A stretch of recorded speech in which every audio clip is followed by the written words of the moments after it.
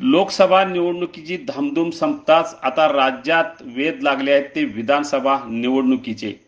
ही निवडणूक साधारणतः 20 ऑक्टोबरला होण्याची दाट चिन्हे असून 5 सप्टेंबरला या निवडणुकीची आचारसंहिता लागण्याची शक्यता आहे।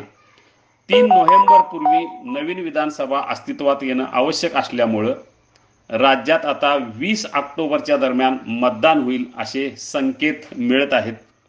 कोल्हापुरात आज झालेल्या पत्रकार बैठकीत राज्याचे उच्च व तंत्र शिक्षण मंत्री चंद्रकांत पाटील यांनी याबाबत संकेत दिले आहेत। यामुळे येत्या 2-3 महिन्यानंतर होणाऱ्या राज्यातील विधानसभा निवडणुकीची धामधूम आता सुरू होण्याची शक्यता आहे। महाविकास आघाडी आणि महायुती या दोन्हीकडून उमेदवार चाचपणी सोबतच आता काही मतदारसंघात उमेदवारांच्या फोडाफोडी संदर्भातही हालचाली वेगावण्याची चिन्ह आहेत। या सर्व पार्श्वभूमीवर